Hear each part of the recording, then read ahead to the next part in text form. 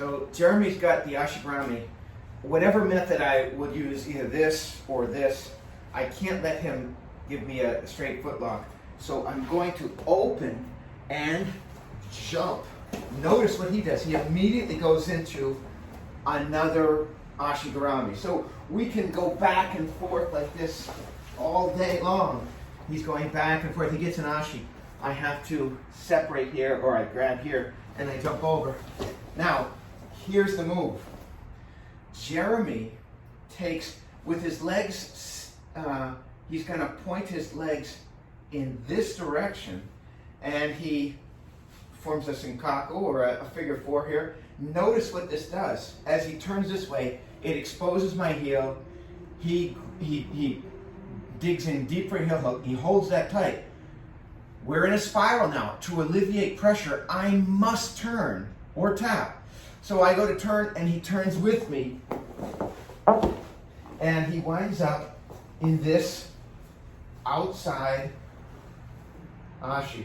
Now you can't see it from there, but he's got an outside ashigarami, and he goes for the heel hook with a tremendous braking pressure. So again, shooter's got the ashi. I get wrist control. I get his toe. I jump over. He immediately shifts. Now, he's going to shift his legs back in this direction, and he locks a triangle there. And as he comes up, look what happens. The power is from his legs. He gets this heel hook here.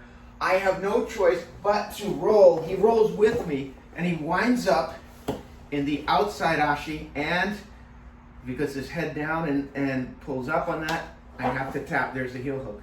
Here's our other option. I am breaking out of this ashi, and he switches to the other one. Now, look what happens. He pushes this leg over. He's got his knees facing this direction. He goes over with this leg, and, as he does that, he's putting his outside leg over his inside leg to cover that. Now, what you can't see is he's now got this tight triangle here. He exposes my heel, and now remember, you're gonna put a real. Oh yeah. I'm sorry. Yeah, he's got pressure. This is coming down into my crotch, and he's got this figure four pressure. Now push down with this and up on that.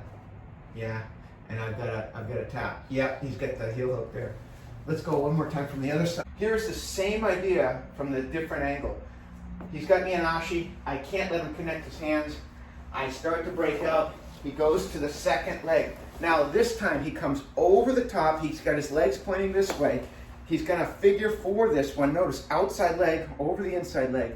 And he's going to pull me back to expose that heel. And right there, he's going to, go ahead and do it. He's going to, look at the figure four here. He's got the figure four, and I have to tap. I've got a good straight Ishi ashigarami, and shooter is going to, instead of opening my legs, he's going to stand up. And when he stands, he's going to now put weight on me, right? And he's going to start to open my leg. Now what I do is I switch to a cross-buttock position, and I push him to the floor. What I want to do now is I get the reverse ashigarami in, and I go over my head, and then I drop him down into the honey hole.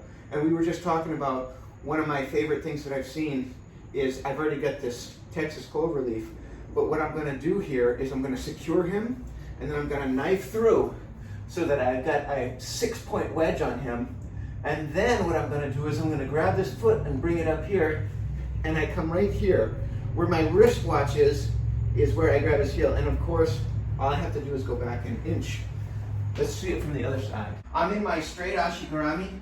Shooter is going to defend by getting my knees to the ceiling and then standing up over me and putting weight on me. I almost welcome that, right? Because he's going to start to push this up. As soon as it is, I go cross butt up, and I want to get his hands to the ground. As soon as I see that, I've got the opportunity. I'm looking perpendicular to him now. My foot comes under. I'm in the reverse ashi now, and I'm at his hip. What I want to do is get his hips over my face, and once they're there, I can drop him into this cross ashigarami. I've got my lace control here. The finishing movement here is this. I'm gonna secure him and knife through and get this right on my trap. And then I'm gonna go under and pull his heel here. And now I let go of his secondary leg, and you can see I've got that heel hook there. Just 1 inch will break his leg with tremendous braking pressure.